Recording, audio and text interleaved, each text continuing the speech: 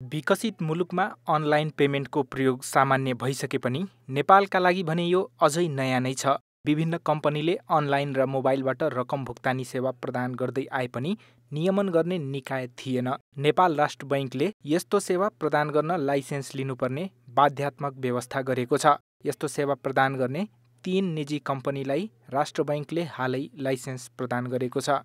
तीनटा संस्थाहरूमध्ये एउटालाई चाहिँ भुक्तानी प्रणाली सञ्चालक हो, अपरेटर, र त्यसले केही समयसम्म सेवा प्रदायकको पनि काम गर्न पाउँछ, र बाँकी दुईटा चाहिँ सेवा प्रदायक, पेमेन्ट सर्भिस प्रोभाइडर भन्छौँ हामी, PSP।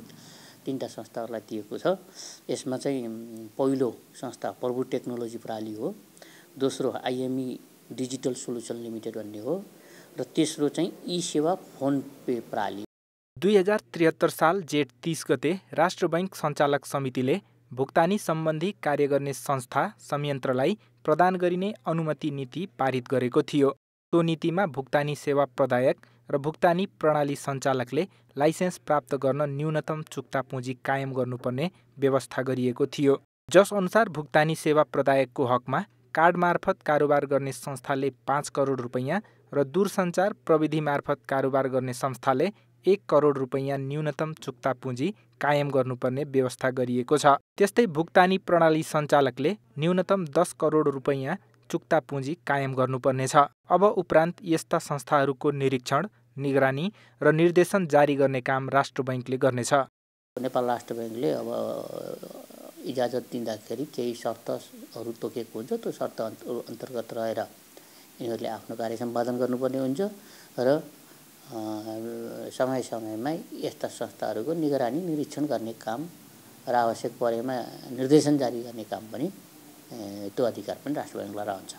नेपालमा अनलाइन पेमेन्ट गेटवेको रूपमा सेवा प्रदान गरेको पहिलो कम्पनी हो ई-सेवा फोन पे। यो कम्पनीले 8 वर्षदेखि मोबाइल तथा इन्टरनेटको माध्यमबाट रकम भुक्तानी गर्ने सेवा प्रदान गर्दै आएको छ।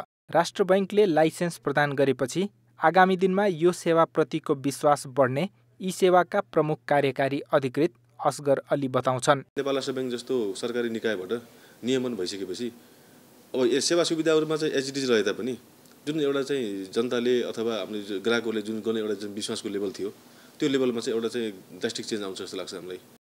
अनलाइन रकम भुक्तानी गर्ने प्रक्रिया सुविधाजनक भए पनि यसमा सुरक्षा चुनौती भने कायम नै रहन्छ। यस्तो चुनौतीबाट बच्न ई-सेवा तयार रहेको अलीको भनाइ छ। टेक्नोलोजी बेस्ड प्रोडक्ट जति सजिलो हुन्छ नि त्यति चाहिँ हामीले चाहिँ सेक्युरिटीमा पनि त्यसमा हामी ध्यान दिनुपर्ने हुन्छ।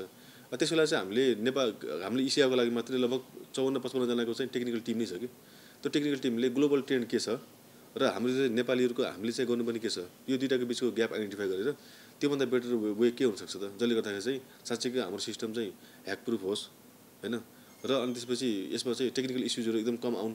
त्यसको लागि चाहिँ हाम्रो एउटा टेक्निकल टिमको R&D टिमले नै स्टडी गरेर काम गर्दै आउँछ। अनलाइन पेमेन्ट सेवाको प्रयोग गरी मोबाइल रिचार्ज, बिजुली, खानेपानीको बिल भुक्तानी, एयरलाइन्स, बस टिकट, मोबी टिकट खरिद जस्ता सुविधा लिन सकिन्छ। ई-सेवा प्रभु टेक्नोलोजी प्रणाली, IME डिजिटल सोल्युसन लगायतले नेपालमा यस्तो सेवा प्रदान गरिरहेका छन्। क्यामेरा पर्सन कुणाल श्रेष्ठका साथ चन्द्र पाठक, काठमाडौँ।